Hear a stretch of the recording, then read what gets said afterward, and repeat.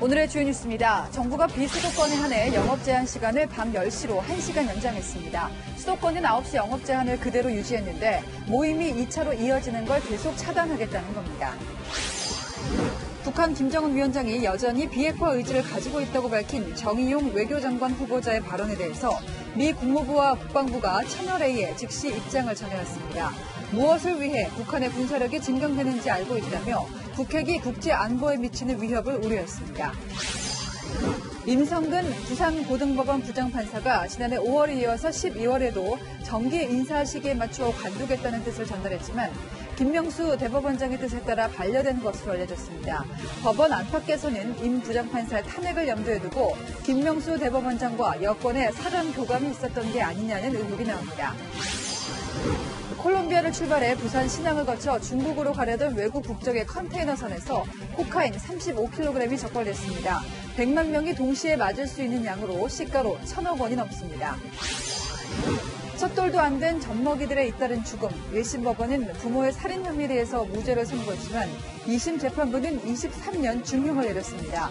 사건과 판결에 담긴 이야기들을 사건을 보도해서 들어봤습니다. 뉴스의 조수빈입니다. 정부가 비수도권은 영업 제한 시간을 밤 10시로 결정했습니다. 1시간 늘려준 겁니다. 하지만 수도권은 그대로입니다. 밤 9시면 영업장을 닫아야 하고요. 5명부터 모일 수도 없습니다. 설을 앞두고 변이 바이러스가 도는 사정을 반영했습니다. 첫 소식 김단비 기자입니다. 정부가 거리두기 2주 연장 발표 일주일 만에 비수도권 방역조치 완화를 결정했습니다. 비수도권의 경우 지난주 1일 평균 180명에 달하던 확진자 수가 이번 주 97명까지 줄어 안정적 감소세라고 판단한 겁니다. 이에 따라 오는 월요일부터 밤 9시로 영업이 제한됐던 비수도권 지역 음식점, 카페, 헬스장, 노래 연습장 등 58만 개 영업장은 밤 10시까지 1시간 더 영업할 수 있습니다. 10시까지로 되니까 한 2시간은 넉넉하게 앉아있을 수 있는 시간이 생겨버리니까 호프집 이런 데는 이제 조금 더 숨통이 트이긴 하겠죠. 반면 수도권은 현행 9시 영업 제한을 그대로 유지하기로 했습니다. 수도권 1일 평균 환자 수는 지난주보다 오히려 늘어 비수도권과 상황이 다르다고 본 겁니다. 주로 1차 자리가 끝나고 2차의 모임들이 활성화되는 분기점을 이루는 시간대입니다. 이로 인한 모임의 증가 가능성이나 그로 인한 위험성은 분명히 존재합니다.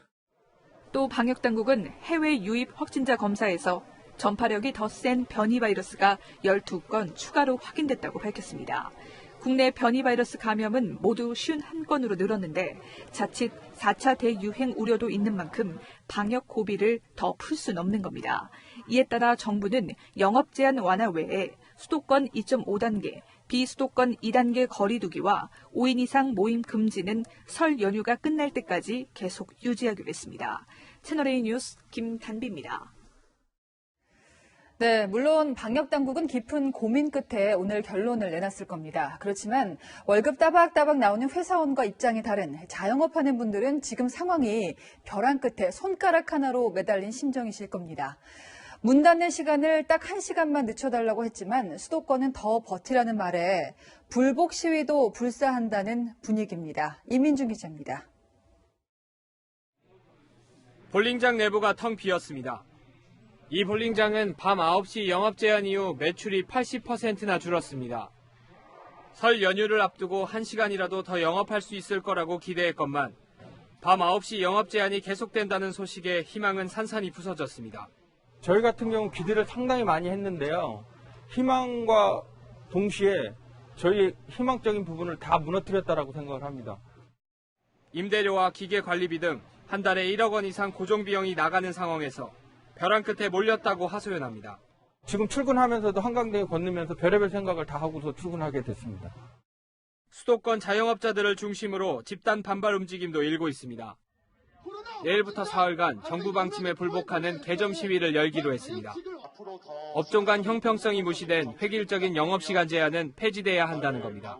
그동안에는 저희들도 적극적으로 협조했었던 거는 방역과 경제의 상황이었다면 이제는 방역과 생존권의 상황이 돼버렸거든요.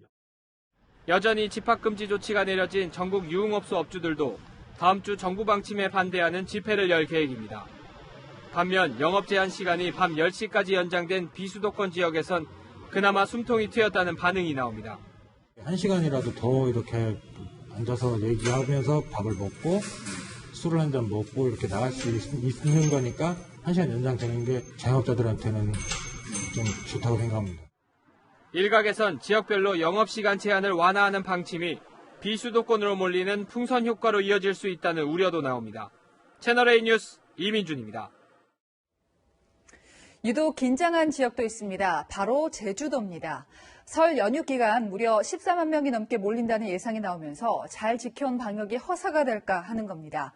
결국 음성 판정 없이는 섬으로 들어오지도 말라 특단의 조치에 나섰습니다. 김재혁 기자입니다. 공항 도착장이 관광객들로 붐빕니다. 설 연휴를 앞둔 주말인 오늘 2만 3천여 명이 제주도로 들어왔습니다. 다음 주 설 연휴 기간엔 14만 명 이상이 제주도를 찾을 것으로 예상됩니다. 외부인을 통한 집단 감염 우려가 커지자 제주도는 오늘부터 입도객을 대상으로 특별 방역에 들어갔습니다. 제주에 방문하기 사흘 전 진단검사를 받을 것을 강하게 권고하고 음성 확인서를 제출하는 경우 공영관광지를 무료로 이용할 수 있도록 했습니다. 반면 코로나 검사를 받지 않고 제주에 왔다 확진되면 방역 비용을 청구하기로 했습니다. 마스크를 착용하지 않거나 출입자 명부 미작성 등 방역 수칙을 어기면 위반 즉시 과태료가 부과됩니다.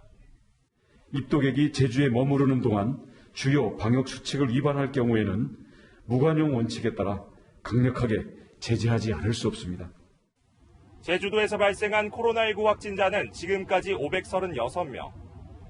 최근 나온 11명 중 9명은 해외나 수도권 방문자 등 외부 요인으로 감염됐습니다. 몰려오는 관광객들을 마냥 반갑게 맞을 수 없는 제주도의 고민이 깊어지고 있습니다. 채널A 뉴스 김지혁입니다.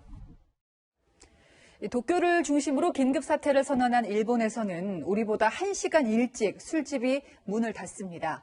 얼마나 답답할까요? 이 공원 난민이라는 신조어도 생겼는데요. 바로 현장 보시죠. 도쿄 김범석 특파원입니다.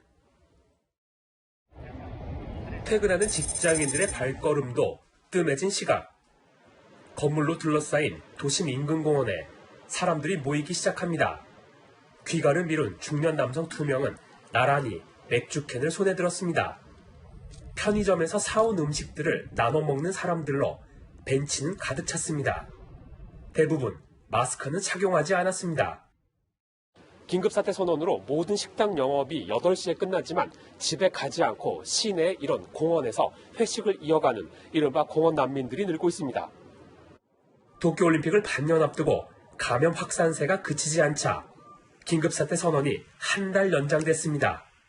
국민の皆さんにはもうひと踏ん張りしていただいて밤 8시에 불이 꺼지는 도쿄 번화가를 떠나 도심공원에서 직장인들이 아쉬움을 달래는 겁니다. 자판기 앞에는 밤마다 마시고 버린 맥주 캔들이 쌓여 있습니다. 場所によってあるかもしれないですね. 주말 밤엔 더 많은 시민들이 몰립니다. 長期間なんで疲れが出てるっていう気がします. 유흥주점에서 발각된 여당 국회의원 중 한 명은 의원직을 사퇴했습니다. 深く反省をし、皆様の信頼を回復できるよう一生懸命努めてまいる. 도쿄를 중심으로 2달간 이어지고 있는 긴급사태 선언을 참지 못해 마스크를 벗어던지고 시위에 나선 시민들도 있습니다. 터널 끝이 보이지 않는 코로나 사태로 일본 사회가 피로감을 호소하는 가운데 곳곳에서 일탈 행위도 이어지고 있습니다. 도쿄에서 채널A 뉴스 김범석입니다. 자, 이번엔 미국의 백신 접종 현장으로 가보실 텐데요. 그 규모와 속도가 군사작전을 방불케 합니다. 단 한 방울도 버릴 수 없다며 묘안을 짜내기도 합니다. 자, 우리도 지금 계획으로는 곧 화이자부터 접종을 할 텐데요. 시작이 늦었지만 참고 삼아서 순조롭게 진행되기를 바랄 뿐입니다. 강은하 기자입니다. 미국 뉴욕의 양키 스타디움이 대형 백신 접종 센터로 변신했습니다. 하루 최대 15,000명 정도가 백신을 접종할 수 있습니다. 바이든 행정부는 접종 속도를 높이기 위해 이 같은 대규모 백신 센터를 추가로 100곳을 설치하고 군 의료 인력 등 군인 1000여 명을 투입합니다. The White House COVID Task Force announced this morning that the Secretary Austin, has approved 1,110 active duty service members to support 5 FEMA vaccination centers. 각종 회의가 열리던 샌프란시스코의 모스콘 센터 역시 하루 10,000명까지 백신 접종이 가능합니다. A relief. I'm very happy and pleased to be here today. 현재 미국에서 백신을 한 차례 이상 맞은 사람은 전체 인구의 10%를 넘었지만 가야 할 길은 멉니다. 접종 순서에서 밀린 사람들은 매일 접종센터에 찾아가 남는 백신이라도 맞으려고 장시간 대기하기도 합니다. One extra syringe of vaccine and that's all I have. 모더나 백신은 개봉 후 6시간 이내 모두 사용하거나 버려야 하는데 백신 추적자라고 불리는 이들이 밤늦은 시간 이런 남는 백신을 노리는 겁니다. 채널A 뉴스 강은하입니다. 정의용 외교장관 후보자 김정은 위원장이 여전히 비핵화 의지가 있어 보인다고 청문회에서 밝혔죠. 하지만 미 국무부 또 국방부는 채널A에 이와는 다른 입장을 전해왔습니다. 북핵은 중대 위협이며 군사력을 강화시키고 싶어하는 김정은 위원장의 갈망 충분히 알고 있다고 했습니다. 자, 바이든 정부가 문재인 대통령이 추진해온 대북 정책과 발을 맞출 것인가? 적어도 이 답변만으로는 쉽지 않아 보입니다. 워싱턴에서 김정은 특파원입니다. 세 차례 남북 정상회담을 모두 수행했던 정의용 외교부 장관 후보자는 북한의 비핵화 의지를 확인했다고 밝혔습니다. 김정은 위원장의 비핵화 의지는 아직도 있다고 저는 보고 있고요. 핵 미사일 실험은 하지 않고 있습니다. 모라토리움을 계속 존중하고 있고요. 김정은 위원장이 당시 우리 측에 영변 핵시설 개방을 약속했다는 점 등을 언급했습니다. 그래서 김정은 위원장이 분명히 약속을 했습니다. 개방하겠다. 들어와서 다 봐라. 영변 완전히 들어와서 봐라. 남측도 들어와서 좋다. 하지만 미 국방부 존 커비 대변인은 미국의 입장을 묻는 채널A 질의에 북한이 군사력을 증강하려는 갈망을 잘 알고 있고 그 능력이 무엇을 위한 것인지 정확히 알고 있다고 답했습니다. 이와 관련 미 행정부 관계자는 채널A에 북한이 지금까지 보여준 대량 살상무기 확산 활동은 비핵화와 거리가 멀다는 뜻이라 설명했습니다.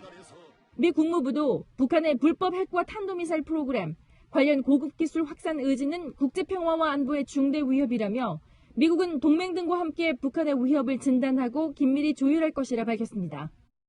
미 국방부와 국무부 모두 북한의 비핵화 의지에 의구심을 표하며 대비 태세를 강조한 겁니다. 3월로 예정된 한미 군사훈련에 대해서도 다른 관점을 보였습니다. 정 후보자는 대규모 한미연합훈련이 북한을 자극할 수 있다는 취지로 발언했지만 대규모 연합훈련은 한반도 상황에 여러 가지 함의가 있기 때문에 저희가 미측과도 아주 긴밀히 협의를 하고 있습니다. 미 국방부 대변인은 훈련들이 도발적이지 않고 방어적이라 반박했습니다. 이 같은 점을 염두에 두고 훈련 범위와 규모, 시점을 결정할 것이라며 한미 간 이견을 내비쳤습니다.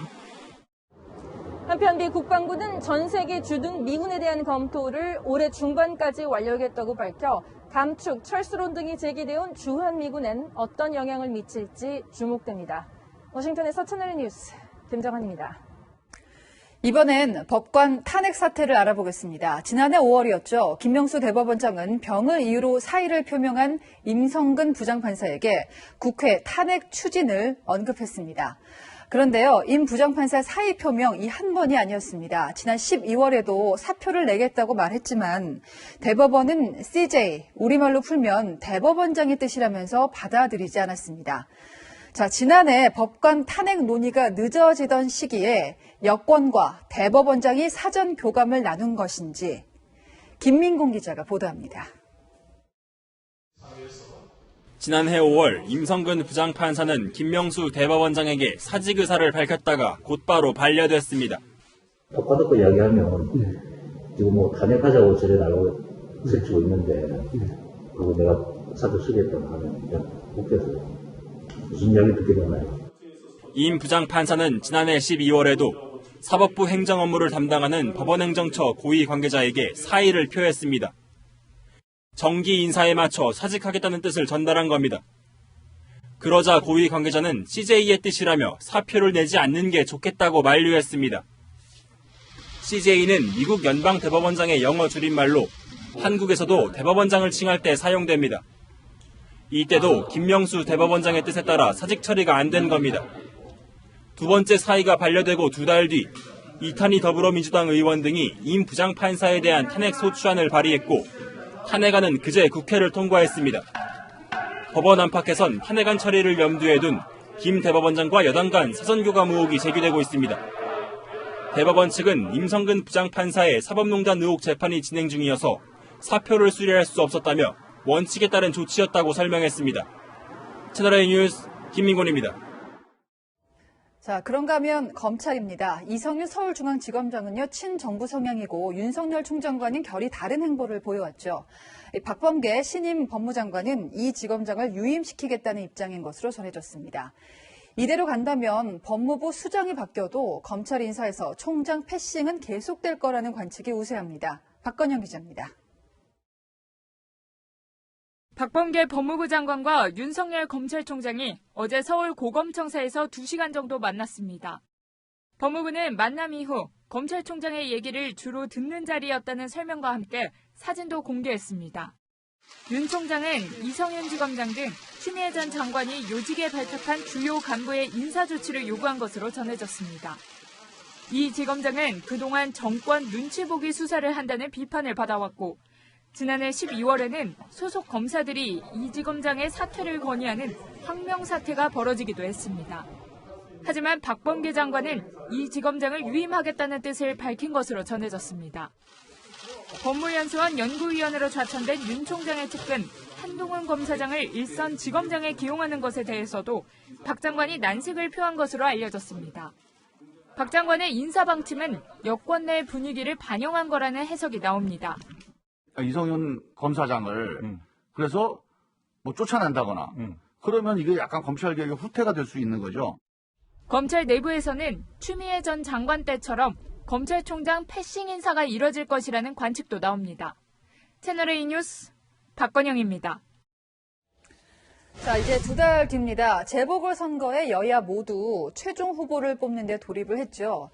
민주당은 후보들마다 친노, 친문, 인사 영입전이 뜨겁습니다. 당내 경선을 넘어서 새 분리기에 나선 겁니다. 먼저 이현수 기자입니다. 서울시장 보궐선거에 출마한 박영선 전 중소벤처기업부 장관이 문희상 전 국회의장을 후원회장으로 영입했습니다. 노무현 전 대통령의 첫 비서실장을 지낸 문 전 의장은 박 전 장관 수도여고 시절 친구 오빠이기도 합니다. 박영선 의원께서 마침내 정치개혁의 신호탄을 쏘아올린다고 해서 한 걸음에 달려왔습니다. 문재인 청와대 출신인 윤건영 의원과 고민정 의원도 캠프에 합류할 것으로 알려졌습니다. 이에 맞서는 우상호 의원은 80년대 민주화 항쟁 당시 연세대 총학생회에서 함께 활동했던 배우 우현 씨를 후원회장으로 내세웠습니다. 지지층을 향해 민주화 운동권 출신임을 강조하며 대중적 인지도도 높이겠다는 포석입니다. 지난 한 30여 년 동안 우리 우상호 의원 바로 곁에서 부모의 마음으로 우상호 의원을 이렇게 지켜봐온 배우 의원입니다. 문 대통령 비서실장을 지낸 임종석 전 실장도 지원군으로 삼고 있습니다. 부산도 분위기는 비슷합니다. 박인영 전 부산시의회 의장은 친문 김종민 당 최고위원이, 변성환 전 권한대행은 노무현 전 대통령, 문 대통령과 모두 인연이 깊은 송기인 신부가 후원회장을 맡았습니다. 김영춘 전 해양수산부 장관은 김영삼 전 대통령의 측근이자 2017년 대선 당시 문 대통령을 지지한 문정수 초대 민선 부산시장을 영입했습니다. 채널A 뉴스 이현수입니다. 야권은 과연 최종 단일화까지 갈까? 변수는 아직 많습니다. 먼저 국민의힘 바깥에서는 안철수 대표 또 금태섭 전 의원부터 단일화하기로 뜻을 모은 상황이죠. 그런데요, 토론 횟수를 놓고 신경전이 시작됐습니다. 안 대표는 적게 할수록 금 전 의원은 많이 할수록 유리하다고 판단한 것 같습니다. 김민지 기자입니다. 야권 단일화에 먼저 시동을 건 안철수 국민의당 대표와 금태섭 전 의원 측은 내일부터 단일화 방식 논의에 들어갑니다. 국민의힘 후보가 확정되는 3월 4일 전까지 남은 시간은 약 한 달. 쟁점은 토론회 횟수와 여론조사 방식입니다. 상대적으로 인지도가 낮은 금 전 의원 측은 당장 다음 주부터 토론회를 시작해 최소 5번은 하자고 주장하고 있고 안 대표 측은 한 번 하더라도 제대로 하면 된다는 입장입니다. 야권 후보 적합도나 또는 야권 후보 경쟁력 면에서 가장 앞서가는 제가 포함되어 있는 리그니까. 여론조사 방식을 놓고도 지지율 우세를 보이는 안 대표 측은 양자 선호도 방식을 주장하지만 금 전 의원은 본선 경쟁력까지 물어야 한다며 신경전을 벌이고 있습니다. 여당 후보로 나오는 분들 상대로 누가 이길 수 있는지 그런 식으로 여론조사를 물어보는 방식이 되지 않을까 싶습니다. 국민의힘은 두 사람 중 승자가 결정될 때까지는 단일화 방식을 논의하지 않고 당 경선에 집중한다는 입장입니다. 4명으로 후보가 압축된 만큼 모레 미디어데이를 시작으로 경선 분위기를 띄우며 야권에 관심을 모으겠다는 전략입니다. 채널A 뉴스 김민지입니다.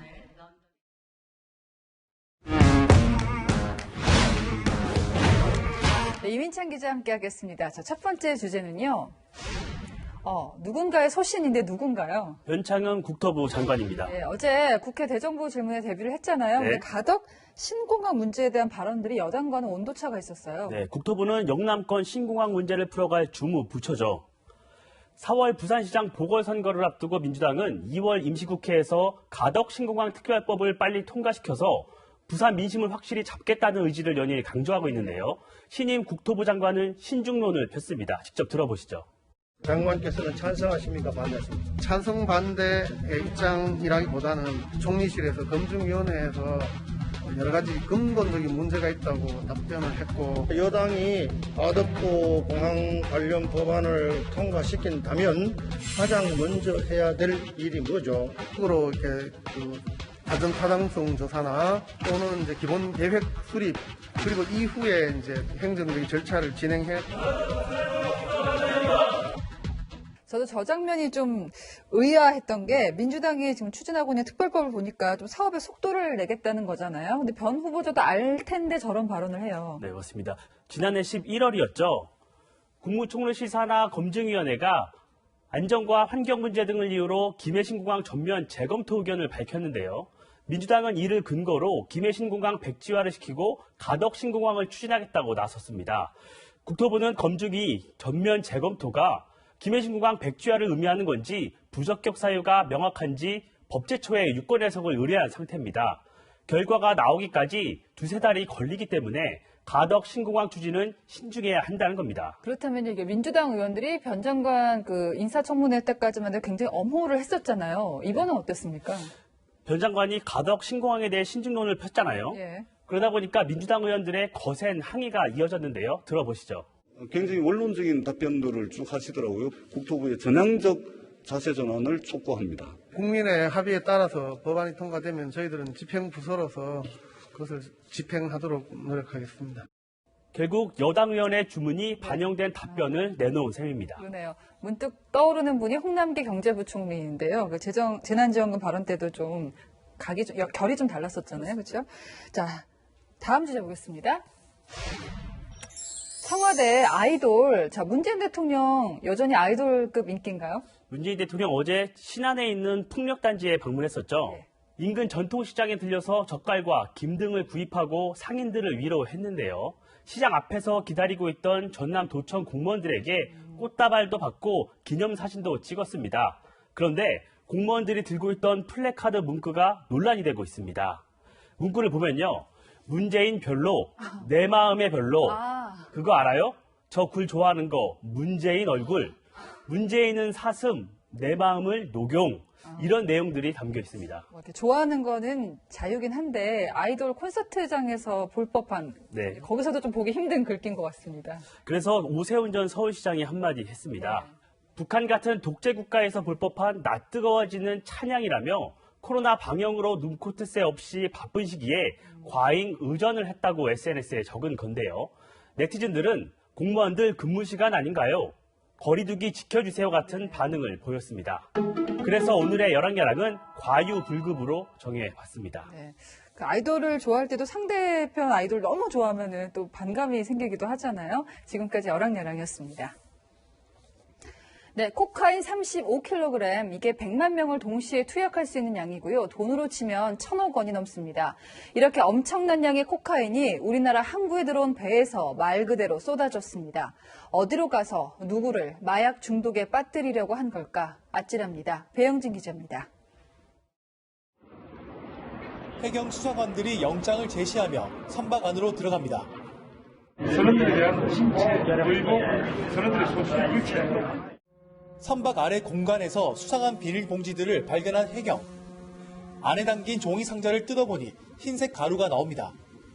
환각 작용을 일으키는 마약인 코카인입니다. 지난달 19일 부산항에 입항한 라이베리아 국적 컨테이너선에서 코카인 35kg이 적발됐습니다.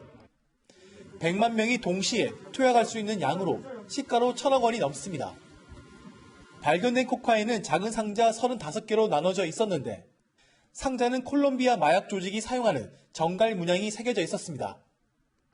지난해 12월 콜롬비아에서 출발한 선박은 파나마를 거친 뒤 부산항에 입항했고 이후 중국 청도로 갈 계획이었습니다. 해경은 선박에 대량의 코카인이 숨겨져 있다는 첩보를 입수하고 선사와 함께 선박 이동 경로를 추적해왔습니다. 첩보 제공자가 저에게 전화 연락으로 마약이 실려 있는 것 같다. 제보를 받고 선박 위치를 파악하고요. 항로를 체크해서 부산에 입항 날짜를 특정했죠. 마약이 발견된 선박은 출항을 하지 못하고 부산항에 머물러 있습니다. 해경은 선원 가단 여부 등을 수사 중입니다. 해당 선박에는 그리스와 러시아 등 외국인 선원 24명이 타고 있습니다. 이들을 대상으로 DNA와 지문을 분석하는 한편 압수한 코카인을 전문 기관에 감정을 의뢰하고 코카인 유통 경로를 추적하고 있습니다. 채널A 뉴스 배영진입니다. 온라인 수업이 이어지면서 아이들 교복 옷장에서 자고 있습니다. 저도 아이가 지난해 입학을 해서 교복을 맞췄는데요. 몇 번 입어보지도 못하고 작아졌습니다. 저 같은 부모님들 많으시죠? 한두 푼도 아닌데 학년 바뀐다고 또 맞춰줘야 될까요? 사복 입게 해달라는 국민청원도 등장을 했는데 한편으로는 그럼 교복집 사장님들은 또 어쩌시나 걱정도 드는 청원입니다. 김유빈 기자입니다. 청와대 국민청원 게시판입니다. 몇십만 원짜리 교복을 제대로 입어보지도 못하고 한 해가 지났다며 코로나 사태가 정상화되기 전까지 사복으로 등교하게 해달라는 내용입니다. 실제로 지난해 중고등학교 신입생들은 온라인 수업을 하면서 교복을 사놓고도 입지 못한 날이 대부분이었습니다. 작년에 교복 맞춰가지고 경복은 못 입고 하복부터 입었어요. 작년 연말에 이제 하복에서 다시 경복으로 바뀔 때 그때 처음 입었어요. 그새 아이들이 커 몇 번 입지 않은 교복을 다시 새로 사야 하는 경우도 있습니다. 코로나 확진자 늘면서 애들이 집에 있으면서 살이 전체적으로 많이 쪘어요. 애들이 쑥쑥 클 나이고. 교육부는 등교 수업을 단계적으로 확대하겠다고 밝혔지만 등교 수업은 철저한 학교 방역 속에 단계적으로 확대해 나가겠습니다. 등교 수업의 확대는 철저한 학교 방역이 전제되어야 하며 고3을 제외한 중학생과 고교 1, 2학년들은 상당 기간 온라인 수업이 불가피합니다. 이런 우려 속에 일부 학교는 1학기에는 사복을 입고 2학기부터 교복을 입도록 조치하기도 했습니다. 하지만 학교장 재량에만 맡기기에는 한계가 있다는 지적입니다. 채널A 뉴스 김유빈입니다. 네, 스포츠 소식입니다. 농구 국가대표 가드 이인방 프로에서는 친정팀의 유니폼을 서로 바꿔 입고요. 대결에 나섰습니다. 여자 배구에서는 어벤져스 군단 흥국생명이 영웅들의 불화로 위기를 맞았습니다. 강병규 기자입니다. 맞트레이드로 유니폼을 바꿔 입은 국가대표 가드 김시래와 이관희. 트레이드 이틀 뒤 바로 만났습니다. 전반은 이관희가 주도했습니다. 공격적인 플레이로 새로운 팀 LG 팬들에게 자신을 알렸습니다. 처음 호흡을 맞춘 윌리엄스의 득점을 여러 번 이끌어냈고 직접 득점을 성공시키며 12득점 4어시스트를 기록했습니다. 하지만 후반엔 김시래가 살아나면서 삼성이 코트를 장악했습니다. 넓은 시야를 바탕으로 역점 3점 슛을 어시스트한 김시래는 4쿼터 이관희의 슛이 실패하자 흘러나온 공을 드리블해 득점에 성공시키며 승부의 쐐기를 박았습니다. 김시래와 함께 이적한 화이트도 18점을 뽑아내면서 삼성은 원정 3연패를 탈출해 분위기 반전에 성공했습니다. 남자 프로배구 선두 대한항공이 요스바니의 활약으로 오케이금융그룹을 3대2로 꺾고 금배구에 한 발 더 다가섰습니다. 하지만 여자 프로배구 선두 흥국생명은 위기에 휩싸였습니다. 어제는 3세트를 내리내주는 수모를 당하며 불화설이 주목받기 시작했습니다. 공격도 못하고 상대 코트로 넘기는 장면, 김연경과 이재영을 향한 이다영의 볼 배합이 엇박자를 내는 모습이 여러 차례 등장했습니다. 특급 선수들이 모여 어벤져스로 불리는 흥국생명. 영웅들의 부협화음으로 우승 전선에 먹구름이 끼고 있습니다. 채널A 뉴스 강병규입니다.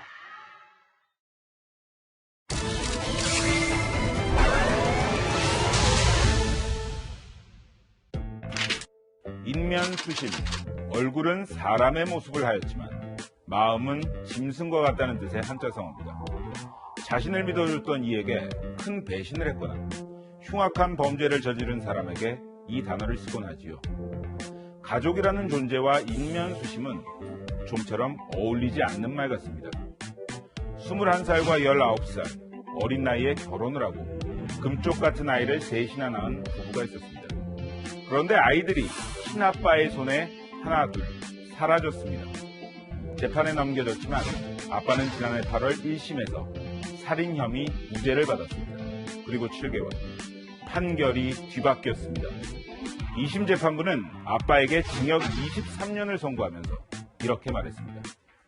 자신의 의지대로 살아보지도 못한 채 친아빠에 의해 살해된 아이들의 생명은 그 무엇으로도 보상받을 수 없다.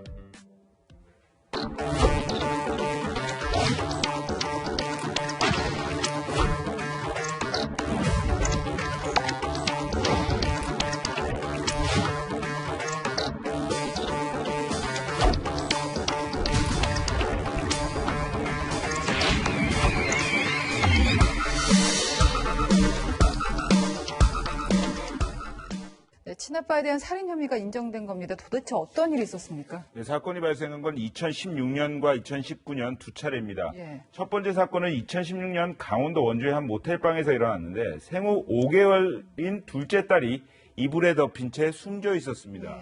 아이는 자신의 몸무게와 비슷한 4.3kg짜리 이불 밑에서 3시간가량 방치됐다가 질식사했는데 2019년엔 가족이 살던 월세방에서 생후 9개월 된 셋째 아들이 목이 눌려 숨진 채 발견되기도 했습니다. 친아빠가 두 아이를 살해한 이후 울음을 그치지 않아서였습니다. 이들 부부는 어린 나이에 교제를 하다가 임신을 했고 2015년 첫째 아들을 낳았지만 돈벌이가 없어서 월세방과 모텔, 차량에서 숙식을 해결했던 것으로 알려졌습니다. 너무 예쁜 아이들이고 우는 건 당연한 건데 1심에서는 무죄를 선고했었거든요. 살인 혐의에 대해서 납득이 안 가는데요. 네, 2016년 둘째 딸이 숨진 이후에 아빠의 행동이 원인이었습니다. 당시 판결문을 보면 크게 슬퍼하고 자책하면서 스스로 목숨을 끊으려 했다는 내용이 있는데 이를 토대로 이 아빠가 살인의 고의성이 없었다고 판단을 한 겁니다.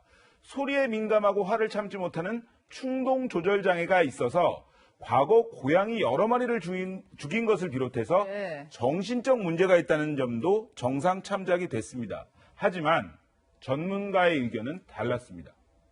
흔적이 남아있는 건 아니잖아요. 시도를 했다는 주장인 거지. 충분히 자기 방어적 진술을 할 정도로 지적 수준의 문제가 없음을 입증하는 거죠. 고양이를 잔혹하게 고문해서 죽이는 일이 그게 계획적이고 고의적이고 매우 치밀하지 않으면 그게 가능해요? 네, 1심에선 결국 시신 은닉과 아동학대, 양육수당 부당수급 등의 혐의만 인정이 돼서 징역 1년 6개월이 선고됐습니다. 저기 나왔지만 뿐만 아니라 시신을 은닉했어요, 또. 네, 충격적인 일입니다. 숨진 두 아이 모두를 가족의 묘지 인근에 안매장을 한 겁니다. 그런데 여기서 그치지 않았습니다. 둘째 딸의 사망 시점이 2016년 9월인데 사망 신고도 하지 않았습니다. 그리고는 3년 넘는 기간 동안 57차례에 걸쳐서 700만 원 넘는 양육수당과 아동수당을 챙긴 것으로 확인됐습니다. 챙겨요. 예. 생후 9개월 만에 숨진 셋째 아들에 대해서는 출생신고도 하지 않았습니다. 이 아이는 세상에 존재하지도 않았던 서류상으로는 사람이 어떻게 이런 일을 할 수 있을까 싶은데 원심이 뒤집힌 결정적인 근거는 뭡니까? 네, 2심 재판부는 검찰 조사 과정에서 한 아빠의 진술을 결정적인 증거로 봤습니다. 특히 5개월 된 둘째 딸 사망에 대해서 아빠 이렇게 말했습니다. 네. 모텔 이불로 전신을 덮고 3시간 이상 잠을 자면 사망할 가능성이 있겠다고 생각했다. 이렇게 이야기를 했는데 아이가 이불에 덮여 숨졌다는 사실은 아빠의 진술이 나오기 전까지 밝혀지지 않았던 겁니다. 오히려 범행을 본인이 범행을 자백한 셈이 됐는데 이를 토대로 2심 법원은 직접 경험하지 않았다면 할 수 없는 진술이라면서 네. 살인의 고의성을 인정했습니다. 최근에 정인이 사건을 비롯해서 끔찍한 사건들이 많은데 말을 못하는 아이들이잖아요. 자기를 방어할 수도 없는 아이들인데 재판부의 판결도 아이 입장에서 좀 생각하는 쪽으로 바뀌어야 되겠습니다. 지금까지 사건을 보도했습니다.